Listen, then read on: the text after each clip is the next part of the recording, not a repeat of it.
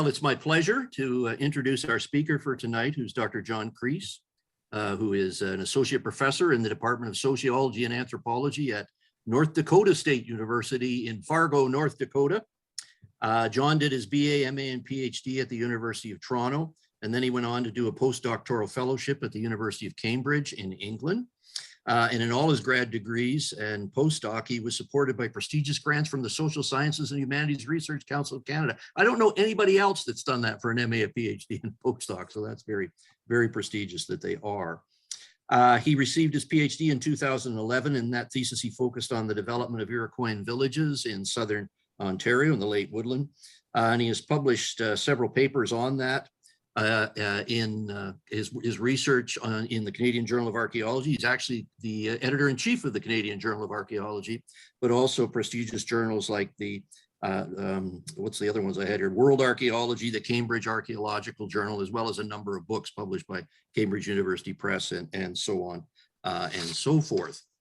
More recently, as he mentioned just before when we were chatting, he's been working closely with Indigenous groups beyond Southern Ontario, specifically with the Redcliffe Band of Lake Superior Chippewa in Wisconsin. And I'm happy he's agreed to speak to us tonight about some of his research attempting to understand Late Woodland Village organization in a presentation entitled Architecture Against the State, Materializing Counterpower in a Wendat Town. So without further ado, I turn it over to John. Okay, thank you so much, Chris, for that generous introduction. And I'll start by acknowledging that I'm coming to you sort of virtually from the unceded territory of the Oceti-Shagoe and Anishinaabe. And so I'm kind of at the other far end of Anishinaabe territory out here in the West. So in some ways, this is kind of a work in progress and a piece that I've been sort of working away on in the background during the pandemic. And so, I just want to welcome your feedback as I kind of work through these ideas. And this is using a lot of methods that I used for my dissertation and applying them to some new sites and trying to do something that's a little more focused and historical. So that's a little bit of the backstory here. So the title is Architecture Against the State, Materializing Counterpower in a Wendat Town. And many of you will know the town that I'm talking about, or the towns. So the Draper Mantle or Draper Jean-Baptiste Lainé sequence. And so I'm going to be focusing on an analysis of spatial organization in this settlement. Many of you were probably familiar with this call out in the title, Architecture Against the State. So I'm kind of riffing off the work of the anthropologist Pierre Clastres, who wrote a series of essays called Society Against the State. And so kind of what I'm getting at here is thinking about the role of architecture in societies that resist the development of social inequality and authority and the centralization of institutions that goes along with state societies. And, Clastres is kind of known, like his big argument is that, egalitarianism is not something that happens by default, that it's the product of various social institutions that more or less work to, wrong foot power to keep it in a fragile state. And the late David Graeber has written about this from the standpoint of counterpower, the idea that in many societies, there are mechanisms to disrupt the consolidation of hierarchy and inequality. Assuming we're probably all sort of familiar with some of this in the literature for small scale hunters and gatherers. So things like demand sharing and various leveling mechanisms.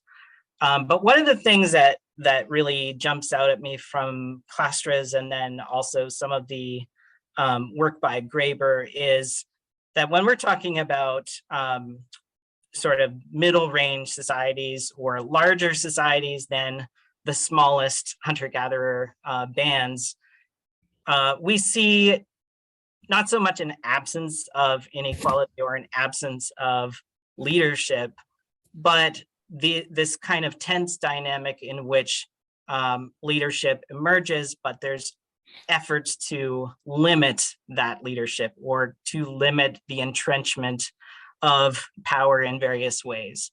And so basically the kind of idea that I find compelling for thinking about Wendat societies in the 16th, 17th century is the idea that, and we all know, there's not an absence of leadership, but there's a whole variety of social mechanisms in which leadership is maintained in what Clastres calls a state of chronic fragility. So keeping leadership tenuous, right? And Sev Fowles, who is an archaeologist who works in US Southwest and has thought a lot about these issues for the Rio Grande Pueblos, which are really fascinating as a counterpoint for thinking about Iroquoian societies, because they're on a similar scale and they have a number of the same kinds of mechanisms for avoiding the emergence of inequality. So he sort of talks about simplicity, or what we might call egalitarianism, in these kinds of societies, again, is not something that is a default state, right, from which inequality emerges, but as the product of social work and social effort that actually is very complex in its in the mechanisms that are involved for undoing power.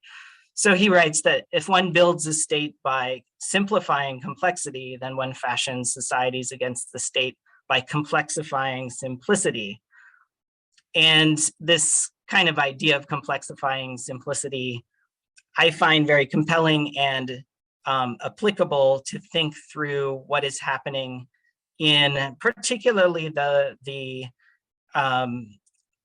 Iroquoian societies of the 16th, 17th century, when we get village aggregation, we're getting larger town communities, we're getting the formation of polities.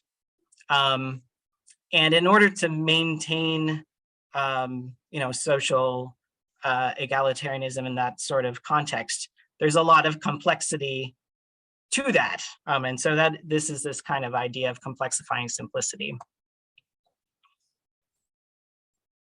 So my angle on this is that a lot of this work in cultural anthropology doesn't really acknowledge the material side of things, right? When people talk about leveling mechanisms, they talk about things like sharing, or they talk about witchcraft allegations, various social ways of, wrong-footing power.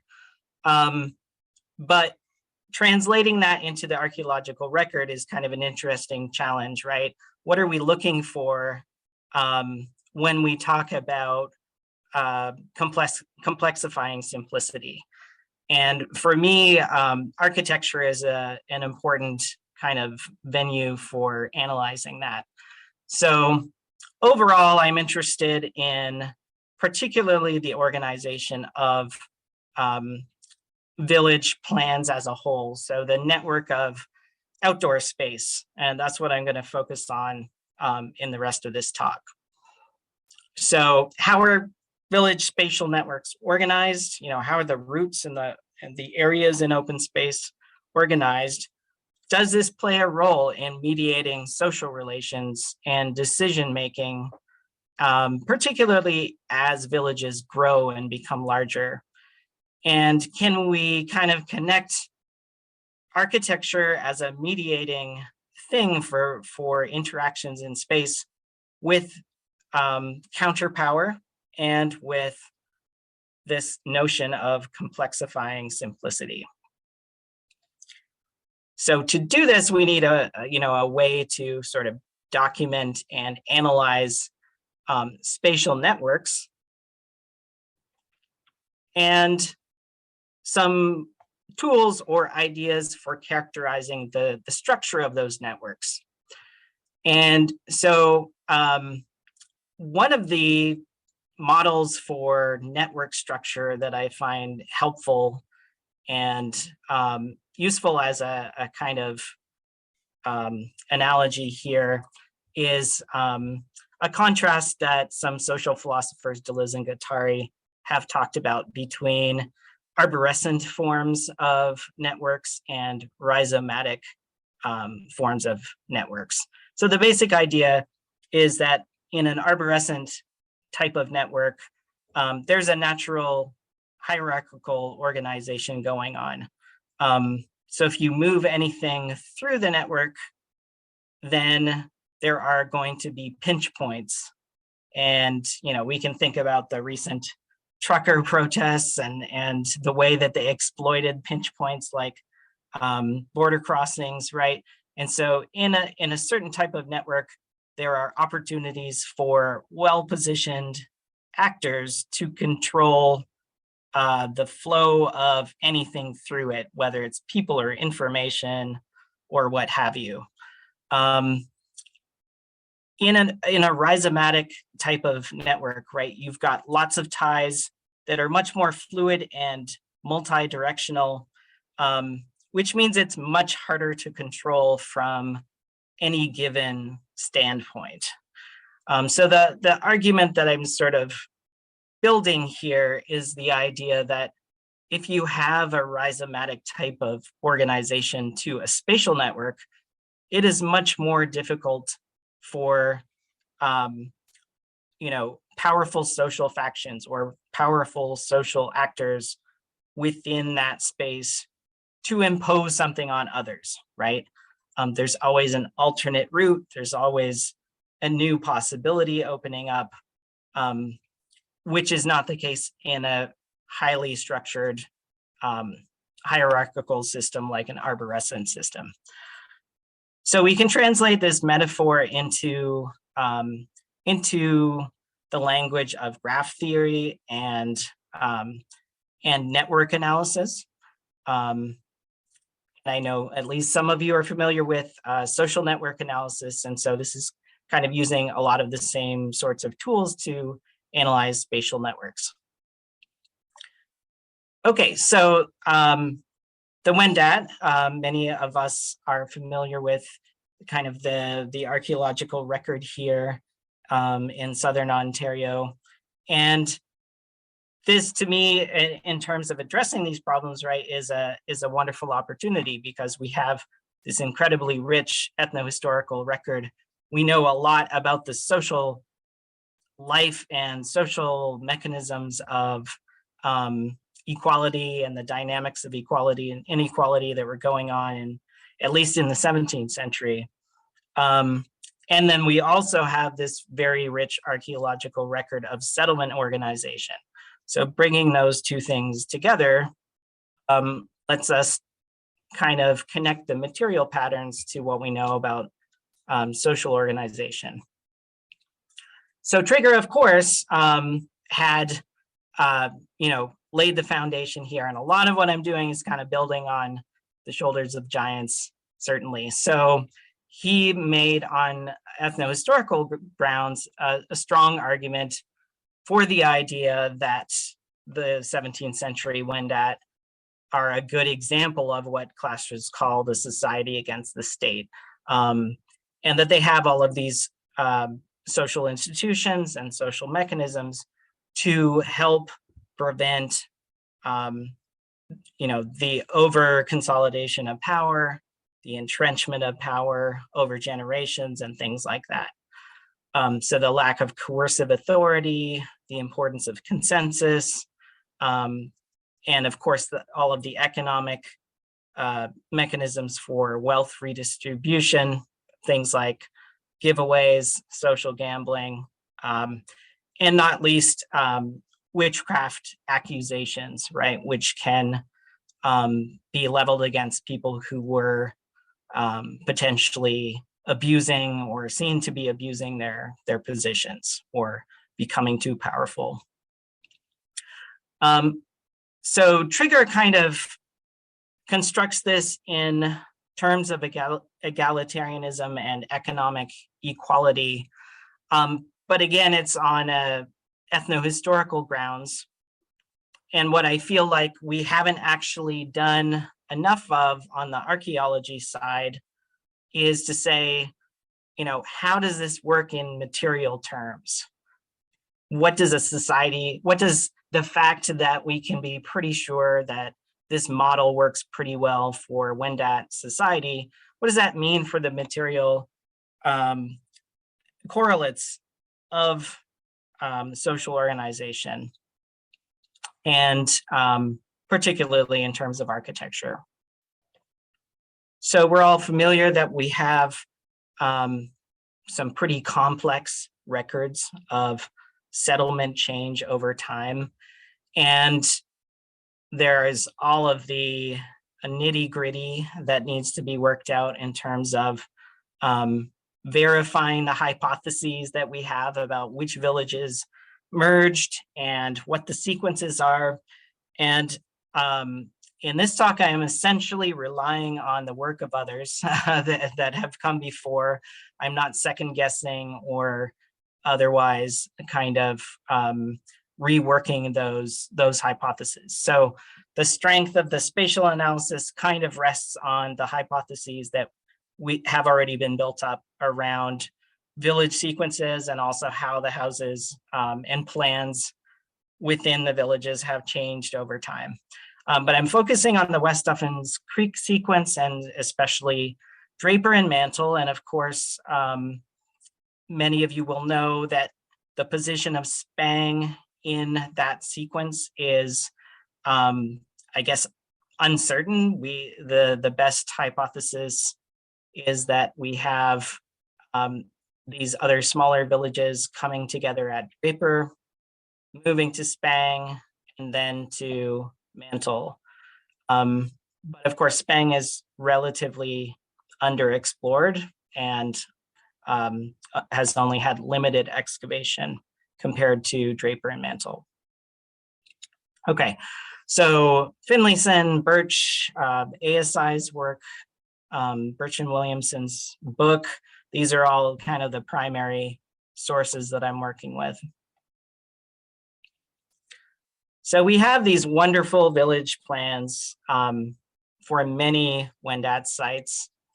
And in my dissertation and then subsequently, I've been sort of trying to figure out what we can do to analyze those spatial layouts. What do these organizations of clusters of houses tell us about how people were interacting in these communities? And one approach, and this is it has pros and cons, but one approach is to do something called axial map analysis. And this is basically, I use a program called Depth Map, which uses algorithms to create a series of simplest set of lines that traverse all of the open spaces and give you basically a model of the simplest set of routes possible within the open space of the town. And what that more or less allows you to do is model how movement could occur within that space, with all of the caveats that must be made around the fact that this is a dynamic space, houses come, houses go, and then also other kinds of structures, smaller fences, other obstacles can happen in that open space.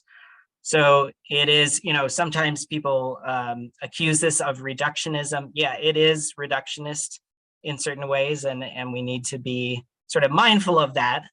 But what it does allow us to do is get a better handle on what the general kind of structural organization of open space might be and what it might mean for interaction. From this, we can basically derive a network, just like a social network, and calculate various kinds of measurements that tell us about the network structure.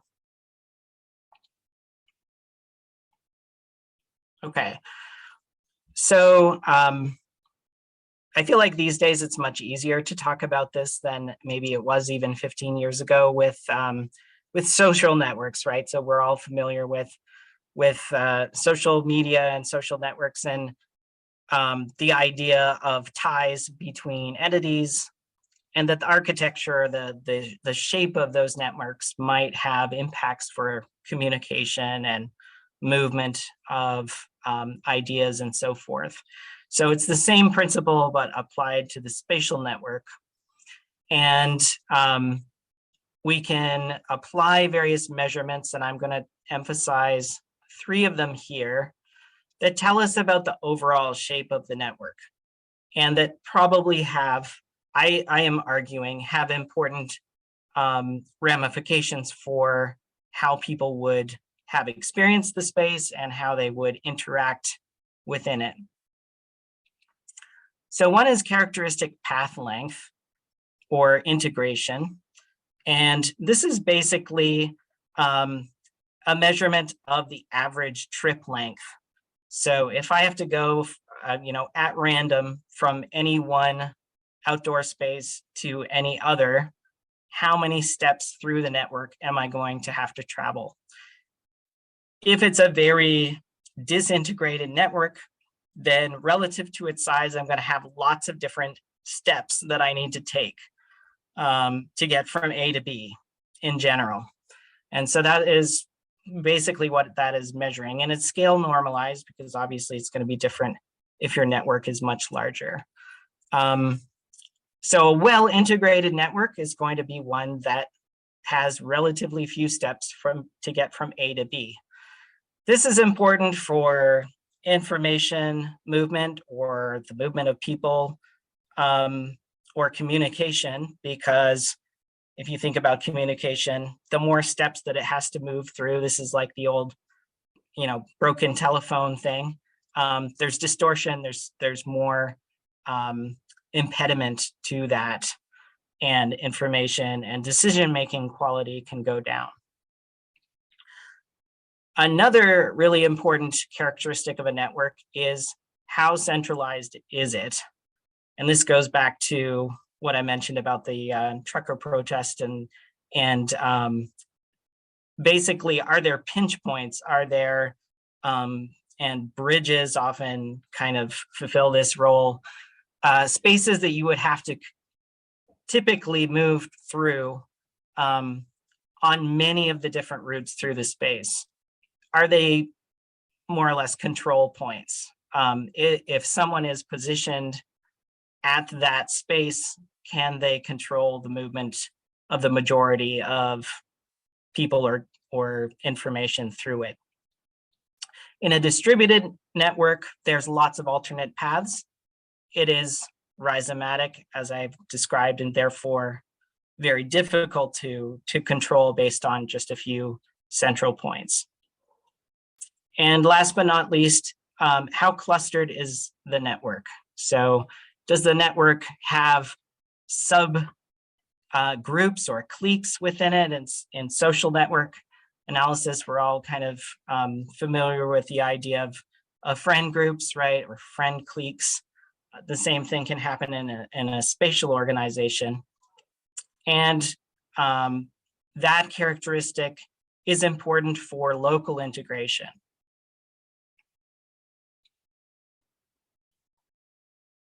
Okay, so if you bring these different measurements together, in certain types of networks that I think are very important, we have something called a small world network. So small world networks are kind of unique because they are well integrated, but they are also clustered and decentralized. In many networks, especially hierarchical networks, if it's well integrated, it's also centralized and unclustered. And those kinds of networks are the sorts of hierarchies and arborescent forms that I mentioned. But in small world networks, you have the benefits of a well-integrated network, but at the same time, a decentralized system.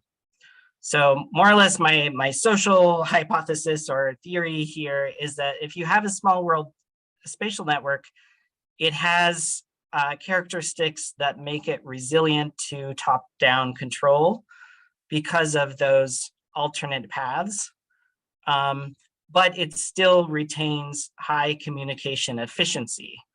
So if you think about, a village, if it's under attack or it just has an important decision that needs to be made collectively very quickly, you want to make sure that that community is well integrated, that it has a high communication efficiency. But at the same time, if it's a small world network, it's going to be kind of resistant to any kind of top-down control. So we can calculate the small world, something called the small world coefficient from the network. And this basically gives us a measure of this. So if we have a high small world coefficient, this is going to be typical of a rhizomatic type of network. It's going to be integrated but decentralized. It's going to have factional sorts of spaces. It's going to be flexible in how it works. Whereas if it's a low small world coefficient, this is going to be typical of an arborescent network. It's going to be also integrated, but centralized, hierarchically organized, and that organizational structure could be relatively entrenched.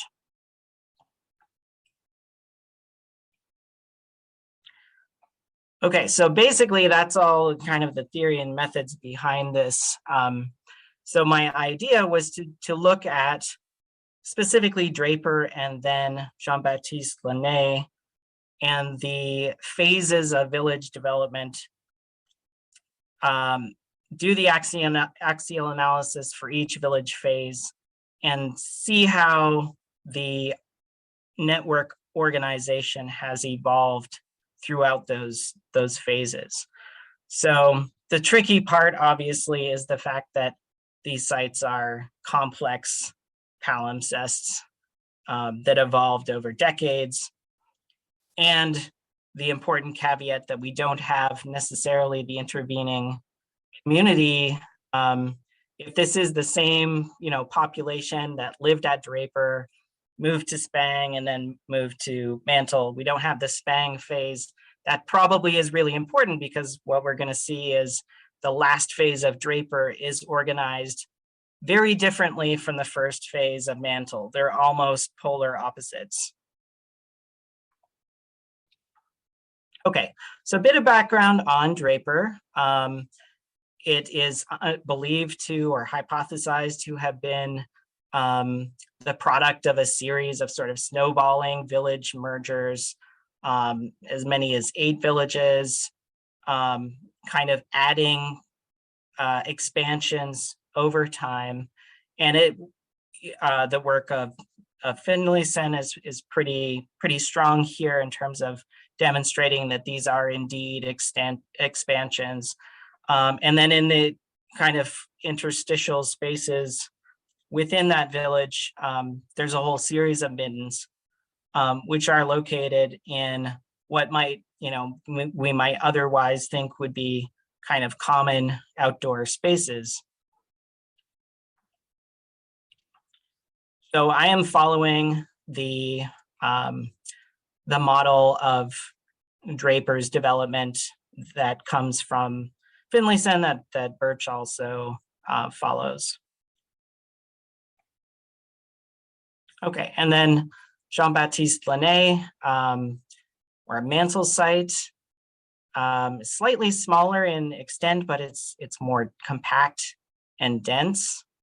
It has been kind of subdivided into 2 to 3 phases, a kind of early and a late phase.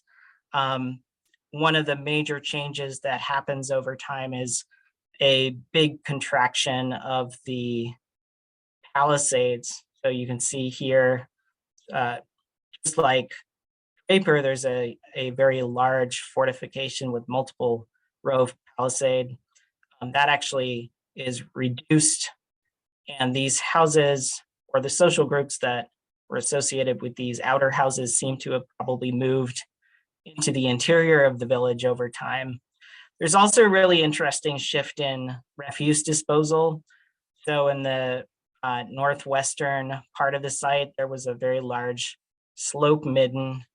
And at some point, which indicates a very different, organization of trash disposal than what we saw at Draper, right? Instead of scattered small middens throughout, you have some sort of centralized decision-making going on that, all of this trash is going to go to this one large midden area. But over time, this does seem to give way, and there's, I think I have it in the next slide. Yeah. So there's a burrow trench associated with the construction of the second palisade, and that then becomes midden as well. And so I think actually this is very socially significant. There's a shift to a much more distributed form of garbage disposal in the later part, in the later phase of the site. And there's ASI and Birch hypothesized that in the very earliest phase, you can see there's kind of this radial organization of houses around a large space that they suggest was originally open and intended to be used as a kind of plaza type of space. That over time then gets filled in with this really complicated overlay of structures.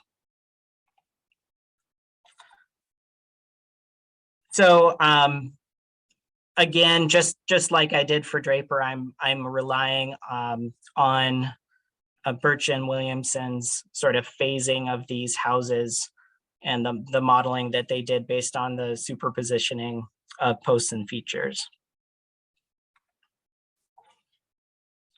Okay, so to the results. So I basically did an axial analysis for all of these phases and then calculated these various network measures that I've just discussed.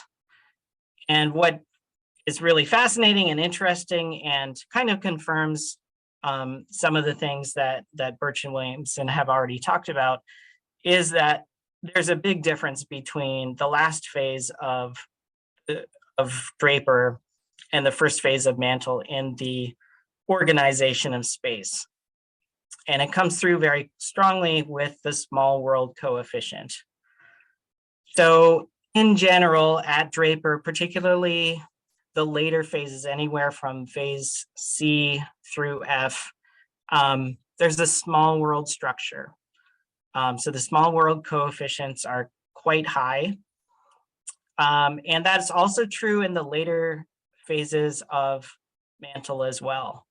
So generally they're in the range of 5 to 6, which is a strong small world structure. And there's actually some quite interesting analysis coming out of the study of neural networks that suggests that this is actually optimal for information processing for a distributed system.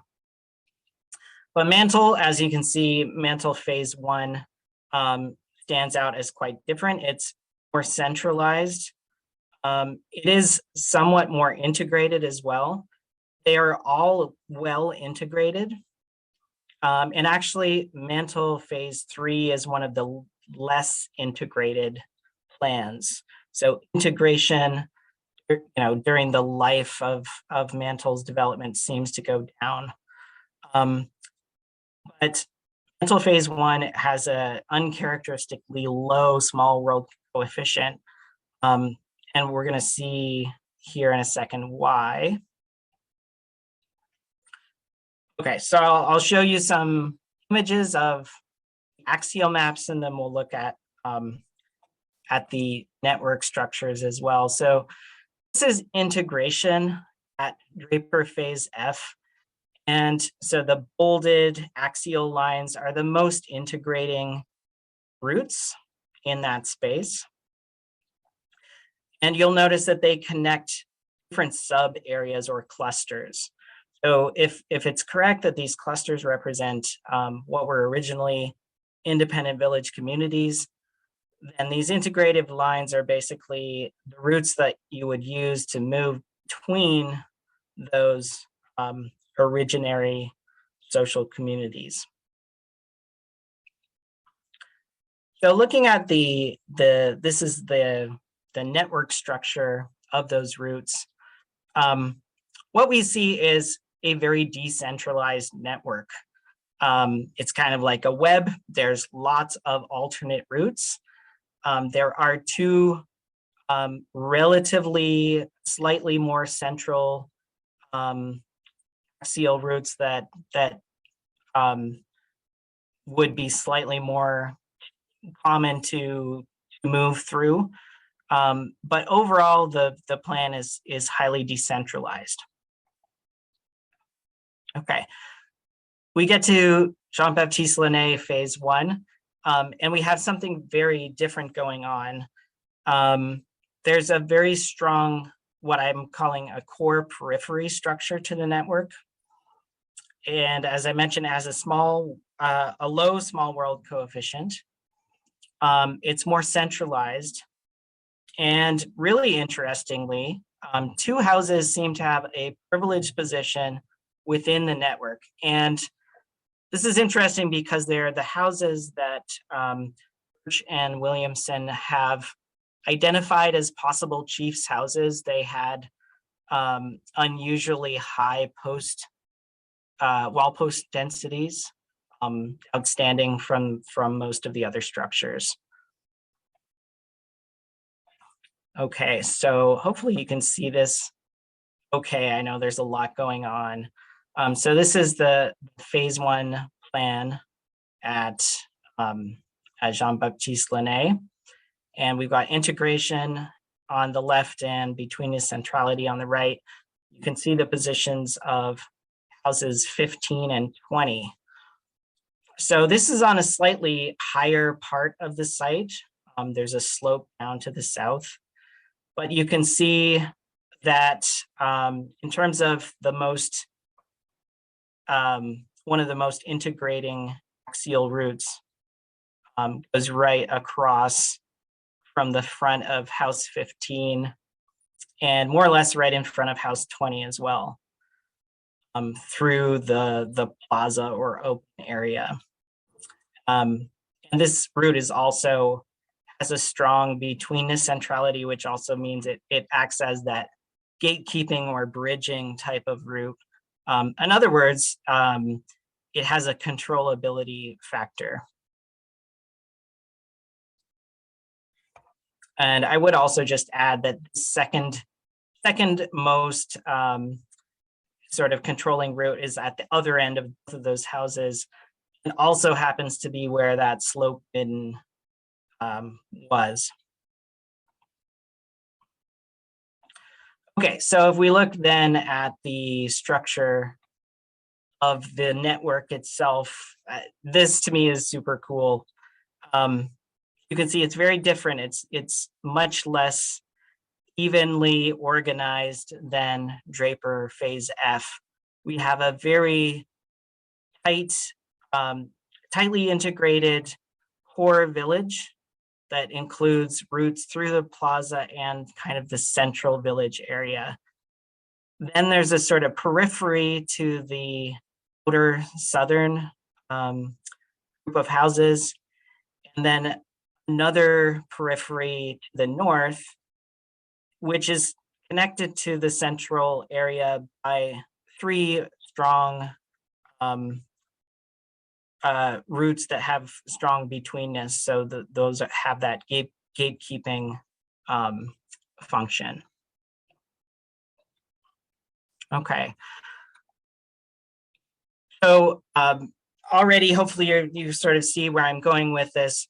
There's a difference in the way that space is being controlled and organized, and it does seem to be connected to kind of a core group at mantle phase 1 who have a kind of a privileged access or beneficial position within the network to mediate between this northern sector and maybe the rest of the village.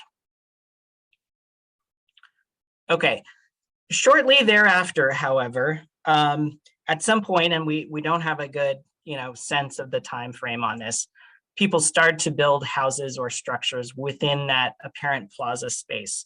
So whatever that original plan was for Mantle, it starts to fall apart or starts to change quickly. And so small world structure returns quite quickly as soon as people start building within the plaza. But houses 15 and 20 do maintain kind of a special, relatively controlling position, even as that happens. So you can see now several of these houses have moved into the plaza area here. But we still have several of the most controlling and integrating roots are incident to houses 15 and 20. This is really interesting to me. You'll notice that where these 2 roots cross in the middle, there's a house called House 23. In the prior phase, there's a structure there, House 21, which is, I'm going to go forward here quickly. This is House 21 before it was torn down and replaced by House 23. If they had not torn down House 21 and replaced it with House 23, which is on an angle, the privileged position of houses 15 and 20 would have completely evaporated. So this is sort of this is showing what would happen if you didn't move House 21. And what would happen is that most integrating roots move to the periphery of the site instead of being central. So I'm just going to go back here. You can see, hopefully you can see House 23 is on this little angle. So something's going on here, and I'd be fascinated to hear your thoughts, but it seems that in coordination with the folks associated with houses 20 and 15, the decision is made to reorient that house so that their position within the overall network is maintained. If that hadn't happened, they would have sort of lost that controlling position. So I think there's power in politics going on here. That's my sort of working hypothesis. Okay, so as those houses infiltrate the plaza, you can still see that in phase 2, there's still kind of a dual structure to the village. There's a northern sector and a southern village. The southern village is more integrated now. And there's still several important bridging or controlling routes between the two and associated with houses 15, 20. Okay, phase 3 then, something relatively dramatic happens. That entire northern set of houses is retired, and we get a lot of teardowns and reconstruction in the center of the village. So, my inference is that it's most likely that most of those social groups, those houses, are moving into the center of the village. They're moving their houses as the palisade is reduced. And there's this shift to using the Borough Trench for refuse disposal instead of that centralized slope midden. So that, I think, has important ramifications, because if you have distributed refuse, it means you don't have to go through those controlling spaces necessarily to do your daily chores, right? You don't have to necessarily move through the spaces controlled by other social groups. Okay, so what happens? Again, relatively speaking, the position of House 20 is maintained, a little bit less for House 15. It seems to be more on the kind of periphery, but House 20 still has its privileged position within the overall network. But on the other hand, the network as a whole is much less centralized. So it's kind of a waning position of significance for House 20 in my interpretation. Okay, and this is then the network structure for phase 3. And you can see that it is much more evenly organized and a lot more similar to Draper phase F, in fact. So it doesn't look like that when you look at the plan. It looks very different from Draper phase F, but in terms of the network organization, it's surprisingly similar. This is a different way of visualizing visual integration or spatial integration within the 3 phases at Mantle.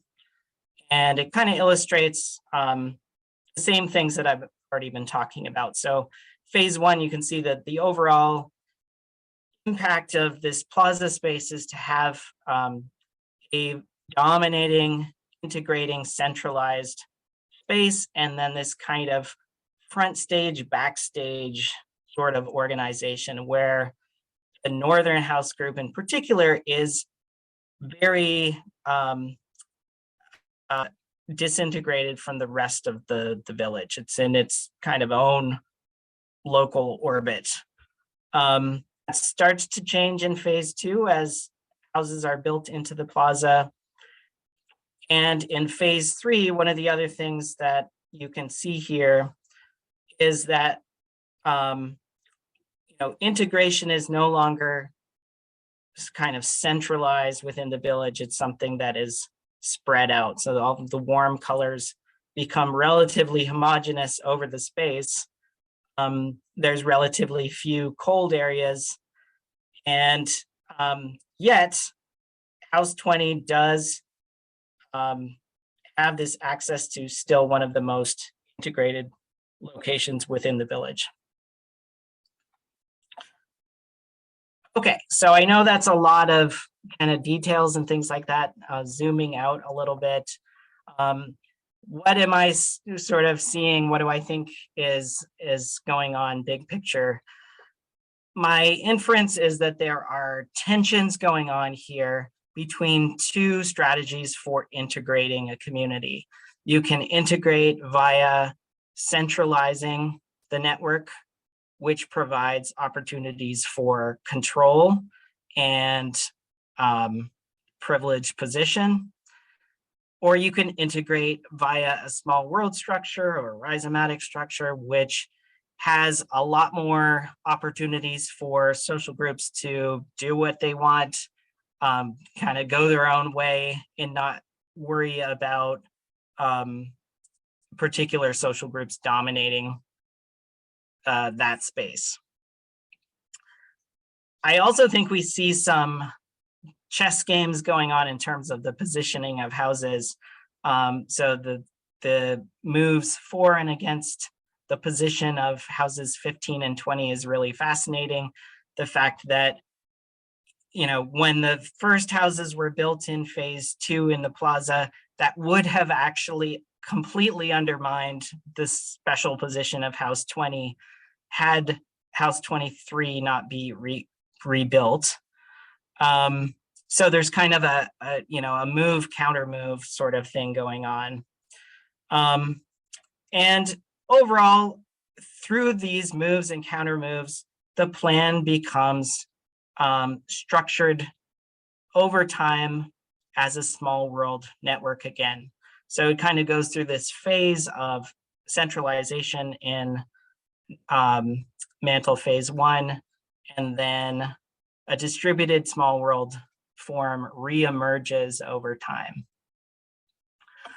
So linking this back to the premise of the beginning, basically, I think what we can say is that this lends itself, this type of architectural organization lends itself to the efforts to resist the consolidation of power by certain social factions.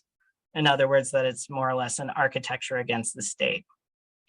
So working as an entire system, it's going to be resilient to efforts to control the system or to exert top-down power.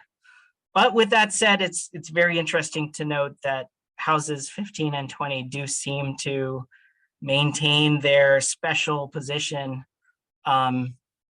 as time goes on, although the significance of that position seems to wane a little bit. So that's it. I welcome your questions, thoughts, commentary. As I say, it's a work in progress. Thanks to the London chapter for inviting me. And of course, the immense amount of work that ASI and others have put into the background archaeology on all of this. Okay, so thank you. I'll leave it there.